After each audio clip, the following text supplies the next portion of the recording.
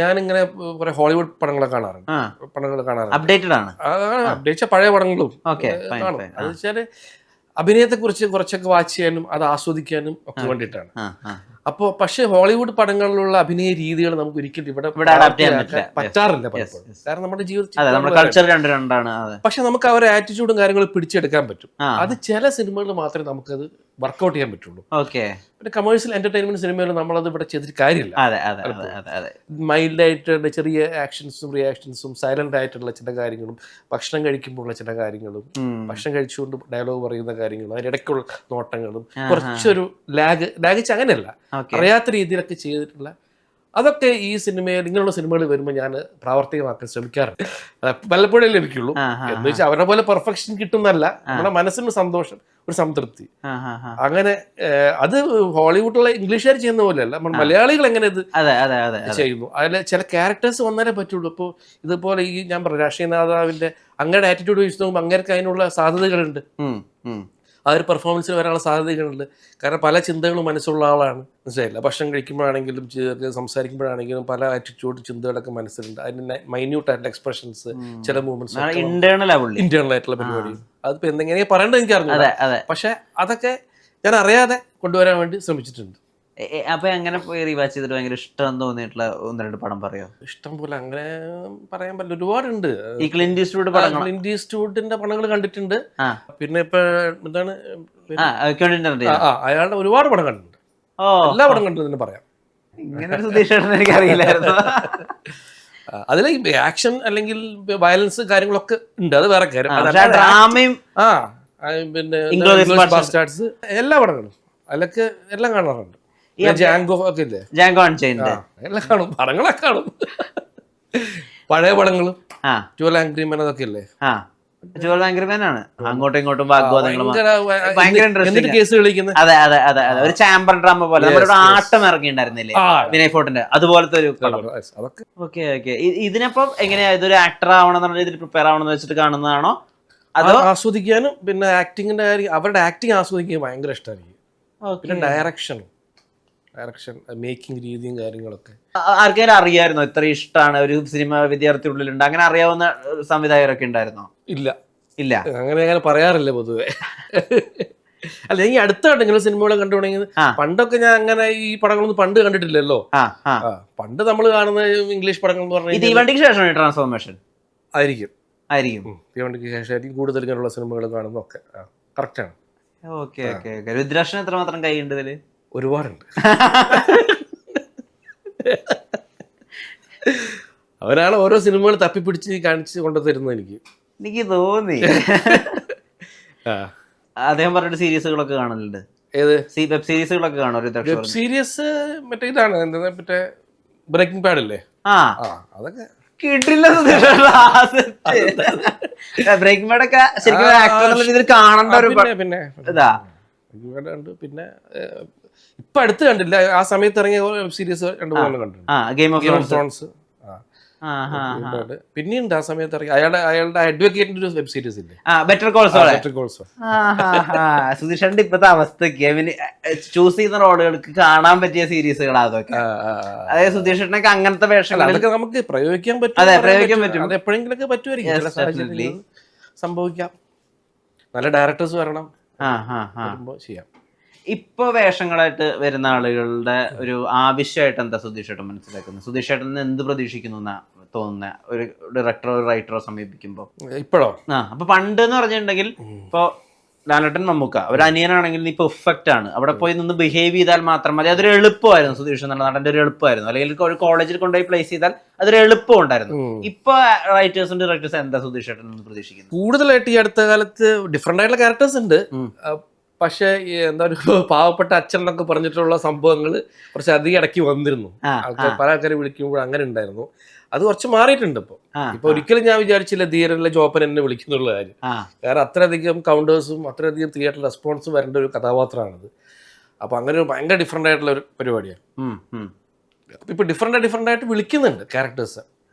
അതാണ്. അപ്പൊ ഏതെന്ന് ചോദിച്ചു കഴിഞ്ഞാൽ ഏജ് വെച്ച് നോക്കുകയാണെങ്കിൽ ഇപ്പൊ ഒരു 45 തൊട്ടിട്ട് ഒരു 65 വരെയുള്ള ഏജിലുള്ള കഥാപാത്രമാണ് കൂടുതലും വിളിച്ചുകൊണ്ടിരിക്കുന്നത്. അതിന്റെ പല സ്വഭാവങ്ങളുള്ള രീതിയുണ്ട്, നെഗറ്റീവ് ആവാം ഒക്കെ. അപ്പൊ അതിനൊക്കെ മാറിയിട്ട് ഒരു ഡിഫറെന്റ് ലുക്കില് ഒരു പരിപാടി ചെയ്യാൻ പറ്റി നേരില്. അതെനിക്ക് സത്യം പറഞ്ഞാൽ അത് കഥ കേട്ടപ്പോൾ തന്നെ, അല്ലെങ്കിൽ കഥാപാത്രത്തെ പറ്റി കേട്ടപ്പോൾ തന്നെ എനിക്ക് ഭയങ്കര ആവേശമായിരുന്നു. പിന്നീട് അവിടെ ലൊക്കേഷനിൽ ചെന്നിട്ട് ആ രൂപം എന്നെ അങ്ങനെ ആക്കിയെടുത്തപ്പോൾ ഭയങ്കര ഹാപ്പിയായി. പിന്നെ ഞാൻ അതിലേക്ക് അങ്ങോട്ട് ഇൻവോൾവ് ആയി എന്നുള്ളതാണ് സത്യം. സത്യമായിട്ടും കാണുമ്പോൾ നമുക്ക് പണ്ടൊക്കെ ഈ മാമുക്കോയ സാറും അല്ലെങ്കിൽ പപ്പു ഒക്കെ ചെയ്യുന്ന വേഷങ്ങളുണ്ടല്ലോ, അതിനെ മൊത്തത്തിൽ ആവാഹിച്ചെടുത്ത് ചെയ്ത പോലെയാണ് തോന്നുന്നത്. കാരണം അവരാണല്ലോ അങ്ങനത്തെ ക്യാരക്ടേഴ്സ് ചെയ്തിരുന്നത്. അതായത് പകല് മൊത്തം എന്തെങ്കിലും ജോലി ചെയ്യുന്നു, രാത്രി വേറെ എന്തെങ്കിലും ഒക്കെ ആയിരിക്കും അവരുടെ പരിപാടി. അത് നമ്മുടെ 80s അങ്ങനത്തെ ക്യാരക്ടേഴ്സ് ഉണ്ടായിരുന്നു. അതിന്റെ പുതിയൊരു വേർഷനാണ് നമ്മളിവിടെ കാണുന്നത്. മാത്രമല്ല അയാൾക്ക് വേറെ ഉത്തരവാദിത്തങ്ങളില്ല, അയാൾക്ക് ഒരു കുടുംബം ഇല്ല, അയാൾ ഇങ്ങനെ ആസ്വദിച്ച് ജീവിച്ചുകൊണ്ടിരിക്കുകയാണ് അയാളുടെ ടേംസ്. അതെ അതെ അതെ, ഹാപ്പിയാണ്. പിന്നെ ഈ കള്ളൻ വേഷങ്ങൾ എനിക്ക് അത്ര പുത്തരിയൊന്നും അല്ല. ആധാരത്തിൽ തുടങ്ങി, പിന്നെ വേറെ പ്രധാനപ്പെട്ട സിനിമയാണ് ചെപ്പടി വിദ്യ എന്നുള്ള സിനിമ. അതിന് മോഷണം ഒരു കലയാണെന്ന് പറഞ്ഞിട്ട് നമ്മുടെ ശ്രീനിയേട്ടന്റെ കൂടെ കൂടുന്നതാണ്. അപ്പൊ അങ്ങനെ വേഷങ്ങൾ, കള്ളൻ വേഷങ്ങൾ അങ്ങനെ ഒരു ബാക്കിൽ കിടക്കുന്നുണ്ട്. പക്ഷെ കുറച്ചു കാലത്തിന് ശേഷമാണ് ഇപ്പൊ ഇങ്ങനെ ഒരു കള്ളൻ വരുന്നത്. ഒരു പ്രത്യേക രീതിയിലുള്ള ഒരു ഫൺ എന്റർടൈൻമെന്റ് ആയിട്ടുള്ള ഒരു കള്ളൻ. അപ്പോൾ അതിന്റെ കൂടെ ജോലി അടിച്ച് നടക്കാം, അതിന്റെ കൂടെ അല്പം മോഷണങ്ങളാവാം, അതാരും അറിയാത്ത രീതിയിൽ ചെയ്യണം എന്നുള്ളതൊക്കെ ഒരു സംഭവം. ഇതിൽ ഈ പടത്തിലൊരു പരിപാടി ഉണ്ട്, അതിന്റെ ആരും അറിയുന്നില്ല. നമ്മൾ അവസാനം പറയുന്നുണ്ടല്ലോ. എന്നാലും എപ്പോഴെങ്കിലും ഇമാജിൻ ചെയ്യുന്നുണ്ട് ഒരു നടൻ എന്നുള്ള രീതിയിൽ എണ്ണയൊക്കെ തേച്ച് കക്കാൻ ഇറങ്ങുന്ന ഒരു സുധീഷ് എപ്പോഴെങ്കിലും ഇമാജിൻ ചെയ്തിട്ടുണ്ടോ? ഒരിക്കലും ഇല്ല. കക്കാൻ ഇറങ്ങി ഞാനോ? അല്ല, കഥാപാത്രമായിട്ട് അല്ല, കഥാപാത്രങ്ങൾ ഇപ്പൊ ഏതൊക്കെയാ വരെയെന്ന് പറയാൻ പറ്റൂല. എണ്ണയൊക്കെ തേച്ച് ഇറങ്ങുന്ന ഒരു സീന് ബാലേട്ടനിലുണ്ടായിരുന്നു. അങ്ങനെ ഒരു സിറ്റുവേഷൻ എന്തായിരുന്നു? അതായത് അത് ലാലേട്ടൻ എന്റെ പോക്കറ്റ് അടിക്കുന്നു. അവിടെ ചെറിയൊരു കള്ളൻ ലാലേട്ടനാണ്. കാരണം പുള്ളി അങ്ങനെ ജീവിതം അങ്ങനെയാണല്ലോ. പുള്ളി പിന്നെ എല്ലാരും സഹായിച്ച് കിടക്കുന്ന ഒരു ബാലേട്ടനാണല്ലോ. അപ്പൊ പുള്ളിയുടെ സ്വന്തം ചെലവിന് പുള്ളിയുടെ കയ്യിൽ കാശ് ഉണ്ടാവില്ല. അപ്പൊ അനിയന്റെ പോക്കറ്റിൽ പതുക്കെ എടുക്കുന്നത്. അപ്പൊ എണ്ണ കഴിച്ച് ഇങ്ങനെ പോകുമ്പോഴാണ് പുള്ളി പതുക്കെ അപ്പുറത്ത് ഒരു എടുക്കുന്നത്. അപ്പൊ ആ ഒരു സിറ്റുവേഷൻ പെട്ടെന്ന് ഓർമ്മ വന്നു ഇതിൽ എണ്ണ കഴിച്ച് അഭിനയിക്കുന്ന സമയത്ത്. സിനിമയുടെ അകത്ത് ഏറ്റവും അധികം ഹൈലൈറ്റ് ആയിട്ട് ആളുകൾ സിനിമ കണ്ടു കഴിഞ്ഞ് ഇറങ്ങി പറയുന്ന ഒരു ഏരിയയാണ് ഈ അശോകൻ ചേട്ടനായിട്ടുള്ള കോമ്പിനേഷൻസ്. ഇതിൽ എടുത്തു പറയേണ്ടത് അശോകൻ ചേട്ടൻ നിൽക്കുക തന്നെ അമരത്തിനെ നിന്നിട്ട് ഓടിക്കൊണ്ടിരിക്കുകയാണ്. അത് വളരെ എൻജോയ് ചെയ്തിട്ട് ചെയ്തുകൊണ്ടിരിക്കുക, മുഴുവൻ സ്വാതന്ത്ര്യം എടുത്തിട്ട്. ഇതില് മറ്റൊരു ആകസ്മികത എന്താന്ന് വെച്ച് കഴിഞ്ഞിട്ടുണ്ടെങ്കിൽ അശോകൻ ചേട്ടന്റെ ചെറുപ്പകാലം ചെയ്യാൻ വേണ്ടിയിട്ടാണ് സുധീഷേട്ട ഒഫീഷ്യലി മലയാള സിനിമയിലേക്ക് വരുന്നത്. അങ്ങേരുടെ ഒരു ഹാപ്പി ടൈം എൻജോയ് ചെയ്യുന്നത് പോലെയാണ് നമുക്ക് ആ സിനിമ മൊത്തം തോന്നിയത്. നിങ്ങൾ നമ്മളുടെ കെമിസ്ട്രികളും അല്ലെങ്കിൽ പറയുന്ന കൗണ്ടറുകളും പലതും പറഞ്ഞു കഴിഞ്ഞാൽ അതിന്റെ രസം പോവും. അത്രയും രസകരമായിട്ടുള്ള കൗണ്ടറുകളാണ്. അതിന്റെ മറ്റൊരു പാർട്ട് എന്താ വെച്ചാൽ നിങ്ങളിൽ നിന്ന് ഇത് പ്രതീക്ഷിക്കുന്നില്ല എന്നുള്ളതാണ്. അശോകൻ ചേട്ടനും സുധീഷ് ചേട്ടനും ഉണ്ടാക്കിയിട്ടുള്ള ക്യാരക്ടേഴ്സിന്റെ ഒരു സ്വഭാവം വെച്ച് നിങ്ങളിൽ നിന്ന് പ്രതീക്ഷിക്കുന്നില്ല. എങ്ങനെ ഈ ഗിവ് ആൻഡ് ടേക്ക് സാധിക്കുന്നത്? അശോകേട്ടനായിട്ട് ഈ പറഞ്ഞ പോലെ ഒരു ആത്മബന്ധമുണ്ട്. അത് ഒന്നാമത് എൻ്റെ ആദ്യത്തെ സിനിമ അശോകേട്ടൻ ചെറുപ്പക്കാരായിട്ട് അഭിനയിക്കുന്നു. അപ്പൊ ഞാൻ ആദ്യം കാണുന്ന സിനിമാ നടന്മാരിൽ ഒരാളാണ് അശോകേട്ടൻ. മമ്മൂക്ക, ശോഭനയൊക്കെ ഉണ്ടായിരുന്നത്. പക്ഷെ അശോകേട്ടനും അതിന് മെയിൻ റോളാണ് ചെയ്യുന്നത് അനന്തരത്തിൽ. അപ്പം അങ്ങനെ ഒരു ആരാധനയും പിന്നെ അതേപോലെ തന്നെ അടൂർ സാറിൻ്റെ പടത്തിൽ ഞങ്ങൾ ഒരുമിച്ച് വന്നതുകൊണ്ട് എന്താണെന്നറിയില്ല എപ്പോഴും ഒരു ആത്മബന്ധമുണ്ട്. അശോകൻ എപ്പോഴും എൻ്റെ അച്ഛനെ കുറിച്ചും എൻ്റെ കുടുംബത്തെക്കുറിച്ചൊക്കെ എപ്പോഴും അറിയാം, എപ്പോഴും ചോദിക്കാറുണ്ട്. അങ്ങനെ ഒരു റിലേഷൻഷിപ്പുള്ള പിന്നെ ഒരു എന്താ പറയുക, അശോകൻ സംസാരിക്കുമ്പോഴൊക്കെ തന്നെ നമ്മളൊരു സിനിമ വിട്ടിട്ട് നമ്മൾ പുറത്തുള്ള ടോക്ക് അല്ലാതെ, ഫ്രീ ടോക്ക് അല്ലാതെ നമുക്കൊരു റിലേഷൻഷിപ്പ് ഫീൽ ചെയ്യും, ഭയങ്കരമായിട്ട് സ്നേഹം ഫീൽ ചെയ്യും, ഒരു ഫാമിലി മെമ്പർ പോലെ ഫീൽ ചെയ്യും. അപ്പം അങ്ങനെയാണ് ഏട്ടനും ഇതിനായിട്ട് അഭിനയിക്കുമ്പോൾ ഉണ്ടാവുന്നൊരു ഗിവ് ആൻഡ് ടേക്ക് സംഭവിച്ചത്. പിന്നെ സെറ്റ് അങ്ങനെ ആയിരുന്നല്ലോ, അവിടെ എല്ലാവരും ബ്രദേഴ്സ് പോലെ തന്നെ, മനോജ് ചേട്ടനും ജഗദീഷേട്ടനൊക്കെ അറിയാലോ. അപ്പൊ അങ്ങനെ ഒരു എല്ലാവരും നല്ല രീതിയിലായിരുന്നു. അപ്പൊ അങ്ങനെ സംഭവിച്ചാണത്.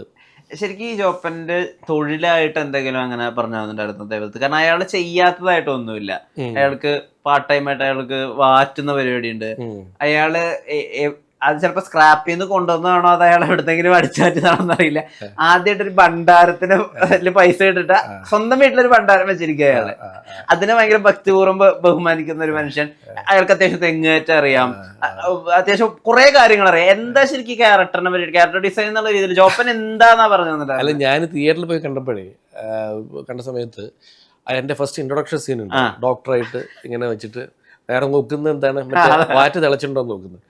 അപ്പൊ ചിരിയുണ്ട്. അത് കൂടാതെ തൊട്ട മുമ്പത്തെ ഒരു സീറ്റ് ഒരാൾ, ഇത് നല്ലൊരു ഐഡിയ ആണല്ലോ, സാധ്യത നല്ലൊരു ഐഡിയ ആണല്ലോ പരിപാടി. എനിക്ക് തോന്നുന്നു അയാൾ ഡോക്ടറാണോ സംശയമുണ്ട്, ഒറിജിനൽ ഡോക്ടറാണോ സംശയമുണ്ട്.